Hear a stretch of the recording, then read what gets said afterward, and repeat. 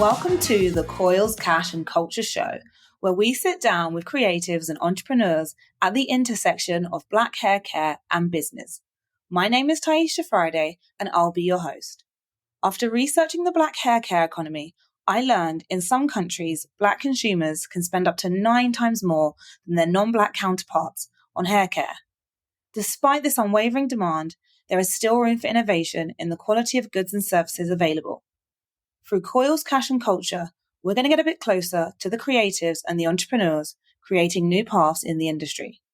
Black hair is business, so let's get into it. Today, we are joined by Rachel Topping. Rachel is the co-founder and owner of Nappy Head Club, a lifestyle brand and a source of information and tools and community. Welcome to the show, Rachel. Thank you. I'm excited to chat with you today. Cool. I'm excited too. I guess to start things off, for anyone who's not familiar with Nappy Head Club, can you describe what the brand is and your role? Yeah, for sure. Well, I like to say that Nappy Head Club is a lifestyle. Of course, we are a fashion brand, so we're like making apparel, but I really feel like it's much bigger than that. It's really a community. It's really just about a place for self-acceptance, a safe space within the Black community to talk about Black issues. And also just like creating wearable affirmation. So like a space to create fashion that's going to make you feel affirmed, and kind of bring those conversations and dialogues that we have as a community into like the garments itself. And then you said my role. Yeah. Well, I'll call it the all the things role. Any given day, CEO, CCO, marketing director, editorial, all the things. I have amazing support system and team that helps me, but I kind of like am the point on all things Nappy Head Club.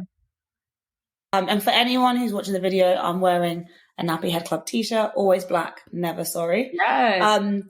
You talked a little bit about the reason for Nappy Head Club. Can we start from the beginning? I would love to understand what happened that made you think I'm going to, number one, build this, but also keep it going. So what inspired you? Yeah, it honestly was a very organic thing. It wasn't ever something that one day I set out and said I wanted to do. It just kind of happened. But I think like I've pinpointed the kind of the originating moment as a conversation that I was having with my sister. We used to always do these editorial shoots just for fun. We'd put together looks and we'd find a location and we would shoot. And this was one of the first times that we were ever doing a shoot where she was wearing her natural hair. And it was like, I think it was honestly just the post-college brokenness and couldn't get her hair done. And then just started wearing it natural, but then really started to get into it, like it went from crap, I don't have money to go get my hair, perm to I'm kind of enjoying this exploration of myself. And it's bringing out a lot of feelings that I didn't realize were kind of being, stifled. So that conversation just really led us to this frustration with like how absurd it is that as Black people, a lot of times things that are inherently a part of us are deemed to be like needing to be corrected or adjusted. Just like the way we're born is not acceptable. And the natural hair movement was sparking up at this time, but the natural hair movement was also very much biracial, loose textures. And if you didn't have that, how do you emulate that in order to, again, be acceptable, to be, perceived as neat, or beautiful, etc. So after venting about that, we just started an Instagram account, and it was really just like for fun. And we were just riffing on names. We were like, let's call it my hair don't curl up, it kinks up. Let's call it if you don't got beady beads, then you can't sit with us. Like it was really a joke, but also we understood the importance of representation. So the account was just our way of, anytime we saw someone that we felt affirmed us, who had Black features, coarse hair, just things that were unapologetically Black, and it was beautiful, we'd reshare it. And like, it just began to grow and grow and grow. Simultaneously, I was also working within the fashion industry and feeling very frustrated and stifled, and also just kind of feeling like a lot of the trends and everything were also so Eurocentric. And I had kind of like this pivotal moment in my career where I was applying for a promotion at this luxury fashion brand, and my boss straight up told me that I did not look like their success. And immediately realized, whoa. We've got to stop there. You can't say that and us skim over that. Like that really happened in that moment. I'm not questioning you, by the way. I'm just genuinely. It's absurd. And yeah, it was one of those things where I think in her mind, she had worded it a little bit differently. But this person is a very blunt, matter of fact person. And as soon as she said it, like the HR red flags were just going off in her head. And she was like trying to reword it and rephrase it. But it was simply that, I couldn't represent this luxury fashion brand as a Black woman with Black features, a curvy body, nappy hair. There was no way that in their world I could represent that. And I think it was like, so we had this social media account going where people were like, what is this? I feel so affirmed. I'm showing this to all my friends. And then I was working in a space where I felt like this industry just like did not understand Black people or support them. And it was a very kind of just like organic thought of like, well, let's just make a t-shirt or let's just make some merch and see how it does. And then it was like, oh my God, like, what is this brand? Da, da, da. And it did so well that we were like, okay, these like this, the way that I'm feeling with my experience with fashion can be combined with this like desire to affirm Blackness. Like, what if those worlds came together? For me, it was very personal. These were worlds that were always a big part of my life, but I'd never joined them together. So I think over time, it just kind of like ramped itself up into like the brand that you see today. But it wasn't something that I set out one day and said, I'm going to make this brand. It was just a lot of moments in my life kind of coming together at the right timing to create something that I think touched on a lot of things people were desiring. You kind of leapfrogged into something that I've been curious about, because you've obviously built a lifestyle brand and you are focusing on clothing. And a lot of the time when people think of hair, like people think of what hair product or hair tool. Absolutely. As someone who has worked in the industry and is now building your own thing, can you share a little bit more on, like, based on your experience, why it's really important that kind of you're touching on fashion? I feel like, again, people might be like, it's not an immediate need for us as people. But I'd love to just hear like your experiences of what you saw in fashion when you were working in it and why you felt really compelled to double down on clothing.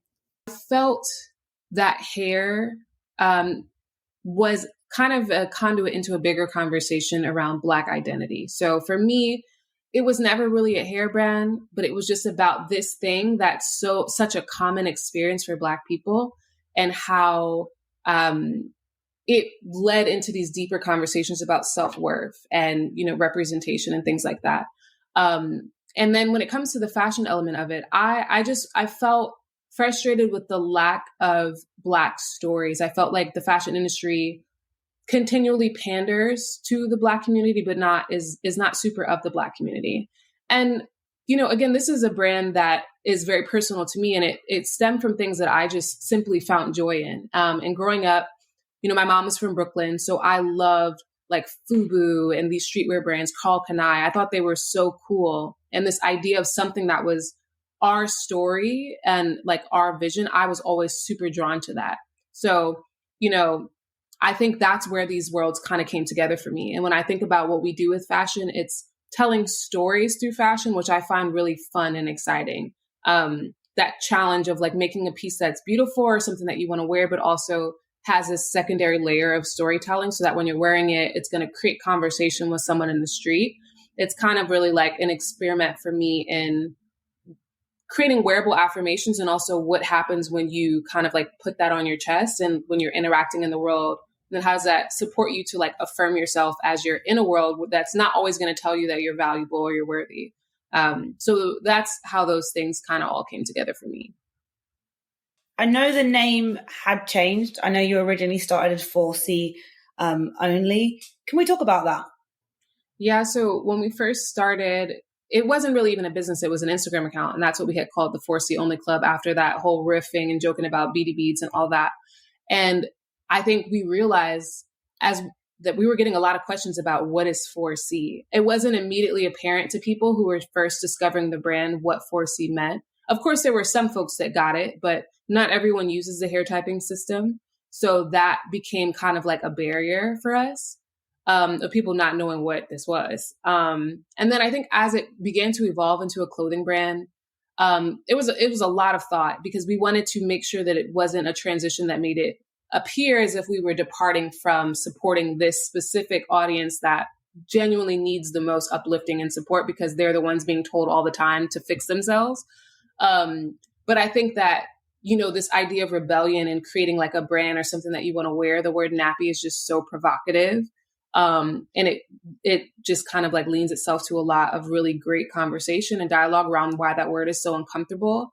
And we did like some polls. We like asked our community, like, how do you feel about this name change? It was something that definitely was a very lightly tread transition. But I think that once it became a brand, we needed a name that was something that people could embrace, something that was a little bit provocative, something that was a bit edgy. And, I loved how uncomfortable that word made people feel. And I wanted to really like dive into that a little bit more. What was the general sentiment from the community when you were kind of researching? I think that some people were like, yeah, sure, that sounds fun. And then some people were like, I don't like that word. And for me, that was actually good because I'm like, okay, great. This means that there's a lot more conversation to be had around this word if it's still making people feel uncomfortable. And there were some folks that were just like, I don't like that. I'm not rocking with you with this name change. And I think that's also a part of growth too. And when you're deciding, what's your vision for your brand, just understanding that you might not be able to bring everyone along with you. But I feel like we were so young and small at that stage that the folks that stayed, and then we grew a lot from there.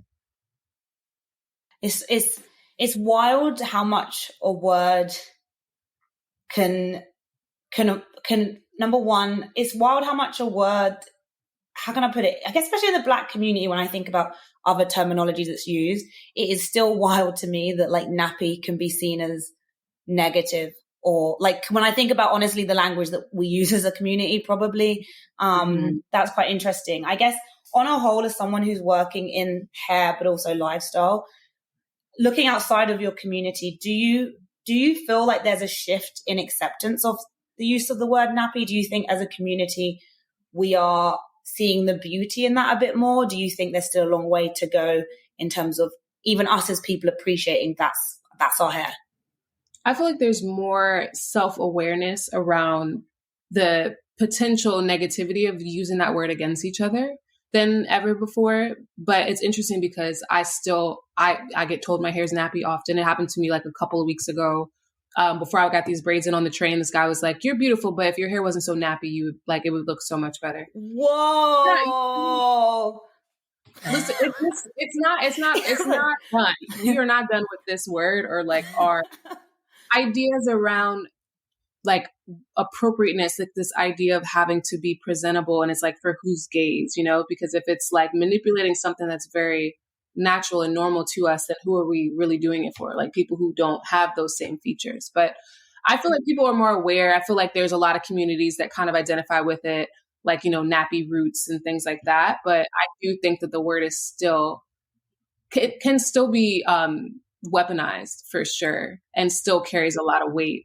I see people throwing it around all the time on social media and getting into arguments around, so there's still a lot of conversation to be had around this word because we're definitely, it still carries a lot of weight. Okay, cool. I find that crazy that he said that. I find it crazy, not crazy. Okay, I don't find it crazy because I'm not too surprised that someone thinks like that, but I find in this current climate in 2023, when I think about just like how much has happened in the community, all the things people talk about, it just feels like there's still such an internal problem with like loving what we have. It's just natural. It's so deeply ingrained. It's generations, on generations of like just this education that we need to change or make ourselves proper. It's real deep. It's very deeply rooted. And I actually am curious because of your community. Do you experience maybe younger folks having a more positive association with nappy as a word compared to? Yeah. Okay. For sure. Cool. I would say folks that are a bit younger or like folks that have been on like their natural hair journeys are just a bit more self-aware. definitely the older folks are throwing the nappy word out a lot, or even when I have like markets and things, it's always funny to have conversations with the older folks because their feelings around the word are so different. So yeah, I definitely think there is a bit of generational, like it kind of shifting as you get a little bit younger and people being a bit more open-minded to like loving themselves as they are. Talking about loving themselves, I want to talk a bit more about the running of Nappy Head Club and just the operations of it. Mm-hmm. You founded it with your sister. I love that. I love my siblings. What's it been like? What's it been like building something with a sibling? How have you made it work? Because for some people, even having a co-founder can be challenging. So I'd love to hear more about that. Yeah, no, I think what has worked for us is allowing things to ebb and flow over time. I mean, like I mentioned, this wasn't really something that we had a meeting and decided, let's start a business together tomorrow. So it was something that we both had to really adjust to. And I think things that have worked really well are like communicating, kind of outlining responsibilities and being really clear on that so that in the moment we're not having to kind of battle with like, well, I'm not doing that. Or you said, just kind of having a really clear understanding of like roles and boundaries. And also just being very thoughtful around having non-work time to like hang out as like siblings and kind of just having like a rule that we won't talk about business right now. But it's been really awesome. I founded it with my sister, but our younger sister also works on the business as well. She just got her master's in marketing strategy. So she's been helping us a bit too. And that element of it for me is really fulfilling, just like this idea of building with my family and building wealth together. That has been like super, super, super fulfilling and so meaningful. And in full transparency over the years, like our roles and involvement have shifted, so it's not always like it has to be 100% the way that it started. There are times where she's venturing out and working on other endeavors. And there's times where she's super involved in certain aspects of the business. But I think just allowing that room for flexibility because life is going to throw us a lot of things. So I think that's also been in our favor, that it's not kind of like you got to be all in or all out, but we can find ways to flex as life is changing around us. And it probably will work for longevity, right? As things change in your personal lives. Okay, cool. Perfect. For sure. And on the note of collaboration, how important has collaboration been outside of the brand with other folks, creatives, to ensure there's momentum in terms of establishing it? Yeah, I mean, that's been super, super important for momentum, but also just like for myself as a creative, I feel like it is so fulfilling to work and collaborate with others. And I think it just adds so much value to the storytelling because I have a singular like experience as a Black person, but there's so many other Black experiences. So for me to only, tell this brand story from my perspective would be such a disservice to the brand. So bringing in writers, art directors, we've even had some like folks come in that are like brown to talk about colorism and like the comparative experience of like colorism within other communities. There's just so much more color to be added when you collaborate. And selfishly, I'd be recruiting for friends because I'm like, I made half of my lifelong friends have come through, working on different things for this business. And then in the back end of it, it's so important for me to be using this as a platform to create like revenue streams for creatives. So that's really fulfilling to be able to get a photographer, royalties, like lifelong royalties on a project that they worked on, that they're getting checks written, every month that otherwise, would not be happening for them. That's super, super rewarding. So I love that element as well of collaborating and just like kind of building wealth together. It's really beautiful. Do you have any advice for folks starting a brand or something where they are trying to kind of get some people to be involved, probably don't have a lot of funds to kind of say, hey, I can definitely pay you right now? Do you have any tips for anyone like trying to collaborate and kind of what you found works well in terms of trying to get someone's buy-in to be on the journey with you? Yeah, I feel like you got to really think about how it's adding value to them. And I think it's like, when people are reaching out, we all have limited time, even if it's not coming from a place of selfishness. It's like, if I've got one weekend, a month that I'm willing to commit to a creative endeavor, I'm going to want to do something that is like beneficial to me as well. So kind of just really thinking about what angles you can add value to them. I think for me, a lot of times it is leaning into things that they're interested in, or like say, hey, like I would love to collaborate with you. Is there any sort of like, say if there's a director or a filmmaker, is there any sort of like film technique you've been dying to use? Maybe we can incorporate that into the concept. Or, you know, is there like, maybe if there's a way to weave their personal story into the project, or find something that's going to add value for them. You know, just like really trying to get into their psyche, because at the end of the day, like you need folks to be engaged. And also, even if they commit to it, if they're not motivated and it's unpaid, it's going to be really hard to keep them engaged. But you just got to be a bit more collaborative. If it's a completely unpaid project, you're going to probably need to weave a little bit of their interest and personality into the project in order to get them locked in. Which, to be fair, probably will make for more interesting output. 1,000%. Absolutely. I feel like you're going to get a better end product that way. And then it's like when you have the budget and you have the singular vision, you know, you pay folks and then they're going to do great work for you because they're getting paid well and they respect your brand. But yeah, it just takes a little finesse, and you just got to figure out how to like, you know, get them excited. That brings me on nicely to what I really want to get into, which is design. I know you have expertise in that. And I say this coming from a place of, I just did something in Philadelphia with some kids and I was buying hair products, and it got me thinking, like, so many things to do with black hair are black and yellow. Like, I'm not actually kidding. I think if I actually had to line them up or line up brands, black and yellow, maybe black and orange, but like just black and yellow. I don't know where that comes from. Either way, when I look at Nappy Head Club, when I looked at the line, when I looked at your aesthetic and how you show up in the world, what was like refreshing to me was, whilst I understand what the brand's about, it still just felt like a brand for the first time, versus like, I don't know that this is for black people, but like, it just felt evergreen in terms of the aesthetic. I would love to understand, what was your approach to design and like creatively how the brand shows up? Yeah, I mean, well, I'm glad you feel that way, because that was definitely my intention. But I think that like, as someone with a design background, I've also felt that things targeted towards Black people were also very much a one-note aesthetic, which no problem with that. You know, I understand the origins and inspirations of a lot of this aesthetic come from like, you know, Afrocentricity and wanting to kind of pull into those roots, which makes complete sense.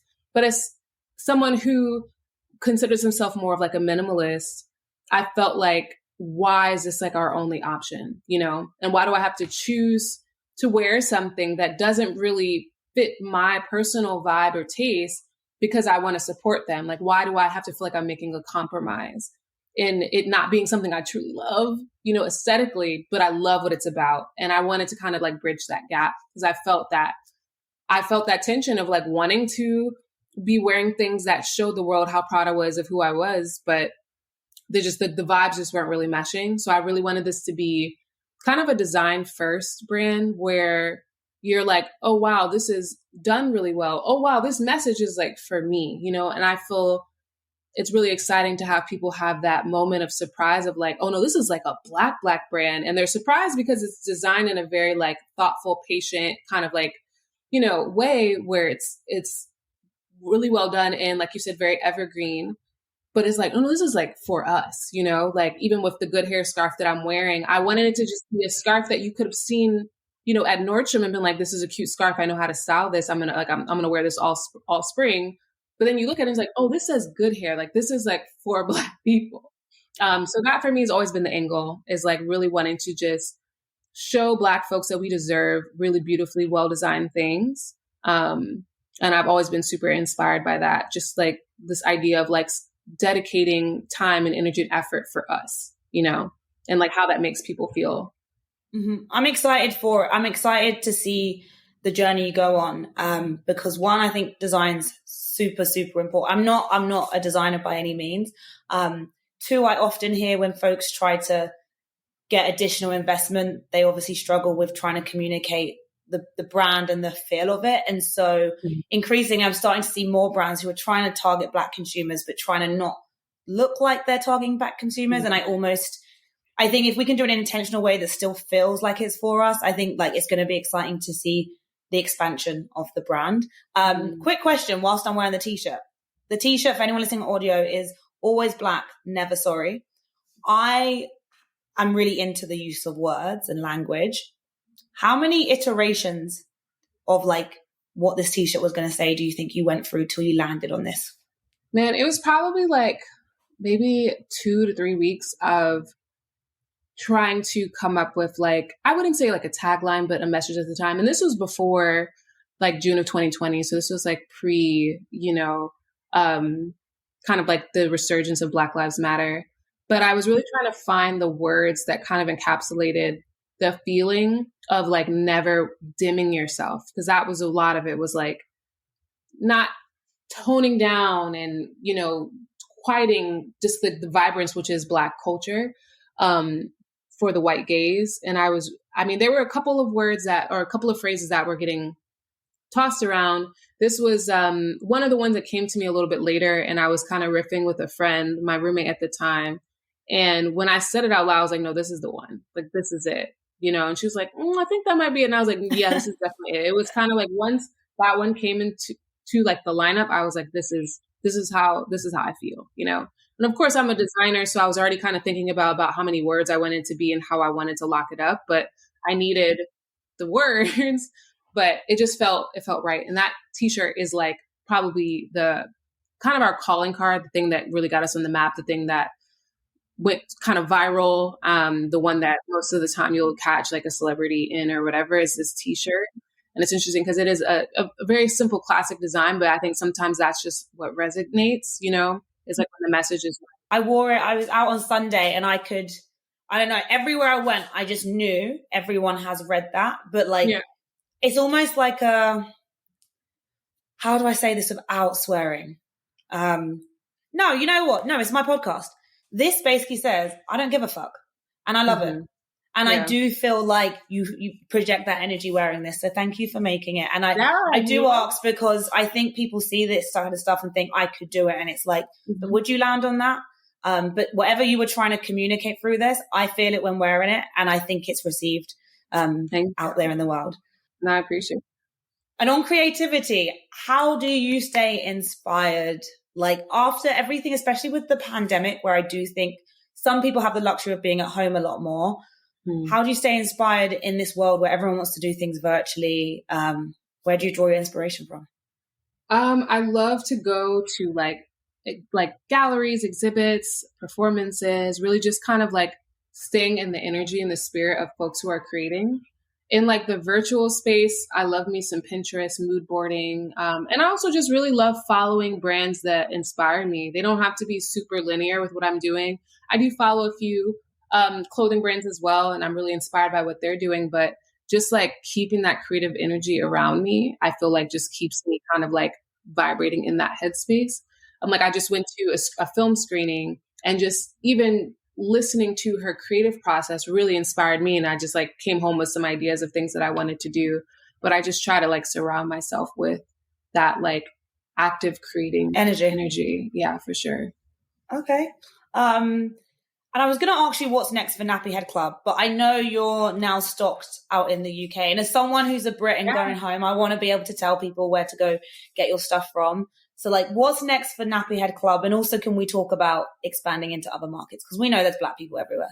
Yeah, no, I think for sure that's the goal, is to really like expand internationally. We have a lot of like fans and followers of the brand who we don't have the ability to access really easily, like in South Africa, West Africa, and then obviously in Europe. So just trying to like really expand to the point where we're able to have more of like easy logistics to ship and things, or even physical locations in different areas. But I think one of the things also that I'm really excited about is continuing to explore what it looks like to design fashion for Black people. Like our bucket hat, is really cool because it's sized to fit over like protective styles and natural hair, which is like such a simple thing, but no, it's not simple. It's not. No one understands that. And I tell you that why I bought a bucket hat from a well-known brand that Black people love. And honestly, after one wash, I was like, this is not designed for my hair. Like they have not thought about the fact I need room. Mm-hmm.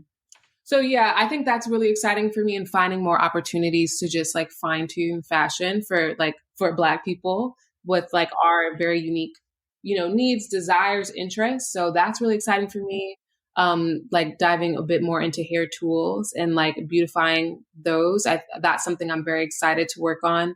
I think there's a lot of room and opportunity there. Like you mentioned, like you go into the beauty supply store and it doesn't feel like this is well designed, thoughtfully designed for something that someone could treasure. It's like very kind of like cheap and slapped together. So I have a lot of area that I think there's room to explore when it comes to pushing design within this community. So I'm excited about that. Okay, we need it. We need it. And and again, this is no diss on anything that's out there, but the reality is when it comes to tools and products, for the amount of hair shops and the amount of things that are in there, we ain't pleased. And that is, again, why I started the podcast, because it's just like there's folks like yourself who see that there's opportunity to improve that. And the last thing I have before we get into some quick fire questions where I'm going to ask you some random question is just where can people find you? If they want to reach out, they want to follow you or talk to you, where's the best place to reach you? Yeah, if you want to reach me directly, info@nappyheadclub.com. The email does get checked, so you can just reach out directly there. To follow us, we are like a lot of our conversation and just like most of the main hub of the brand is on Instagram at Nappy Head Club. If you type that in, we should come up. We've got a little brown logo. And then the website, of course, is nappyheadclub.com. That's the easiest place to shop. And yeah. Cool. Well, this is the season, guys. T-shirts, bucket hats, headscarves. Now we're going to do some quick fire. Okay. So this is where I ask 5 questions. You can pause, but the idea is that you answer pretty quickly. Okay. And so we're going to jump right into it. And just say the first thing that comes to your head. Okay. What is one item from your current range that you cannot live without? Easy, the good hair scarf. Okay, cool. Okay. Second question, dream collaboration. Dream collaboration right now would be Telfar. Okay. I'm going to manifest that into existence. It's going to happen. Third question, you're stuck on a desert island. It's hot. What hair product or tool will you take? And for context, you don't know when you're getting off this island. You're stranded. So which item would you like me to drop on the island for you for your hair? Let me just get I'm like, we're going to be in a high puff. It's giving high puff. So let me just get one of the little scrunchies that you can adjust because we're going to be in a high puff. Okay, we're going to be in a high puff. Okay. You can get off a high puff with like no product and just poof that thing out. You can finesse it. So. Okay, cool. What song do you have on rotation right now? You can get your phone out if you need to. Okay, I'm like, because I know what song it is, but I'm like, what's the name of it? Okay. I have been listening to, what's this girl's name? Okay. Reckless and Sweet by Amare. Okay. I'm obsessed. I've never heard of it, so I'm going to listen to it. She's so cute. Love her. Cool. What kind of music is it? I guess you would call this, is it Afrobeat? She's kind of, it's giving like, it's Afrobeats, but it's a bit more like vibe, like a little bit more vibey, a little bit more, it's like somewhere in between that and like an R&B. Okay. Cool. I got you. And then final question, what are you grateful for today? I am grateful for my support system. Yeah, for sure. My friends and family that hold me down because it's a journey having a small business. Well, it's not going to be, I know you're calling yourself small, but I'm super excited. I do think you're going to end up in not just West Africa, but across Africa. I think there's so much potential in what you're doing. Absolutely. Thank you. And honestly, thank you for coming on the show. I appreciate it. Yes, of course. Thank you for having me. Thank you for listening. If you enjoyed this conversation, follow us to find out when the next episode is out. And if you really, really enjoyed this conversation, maybe send a link to a friend.